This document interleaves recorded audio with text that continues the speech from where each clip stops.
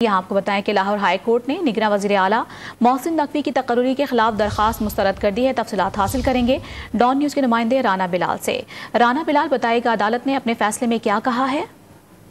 शेख रशीद की जानिब से निगरान वज़ीर आला पंजाब मोहसिन नकवी की तकर्री को लाहौर हाई कोर्ट में चैलेंज किया गया था और आज लाहौर हाई कोर्ट ने वकला के दलाइल मुकम्मल होने पर दरखास्त पर फैसला महफूज कर लिया था। अब से कुछ देर पहले लाहौर हाई कोर्ट ने अपना महफूज फैसला जारी कर दिया है और अदालत ने निगरान वज़ीर आला मोहसिन नकवी की तकर्री के खिलाफ दरखास्त जो है वो खारिज कर दी है।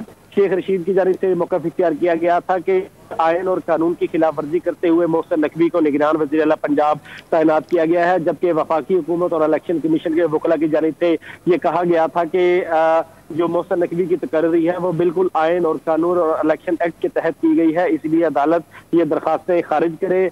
अदालत की जानिब से वकला के दलाइल सुनने के बाद फैसला महफूज किया गया था। कुछ देर पहले ये फैसला जारी कर दिया गया है और मोहसिन नकवी के तकर्रुर के खिलाफ शेख रशीद समेत दीगर दरखास्तें खारिज कर दी गई है। ठीक है राना बिलाल, आप अपडेट कर रहे थे, बहुत शुक्रिया आपका।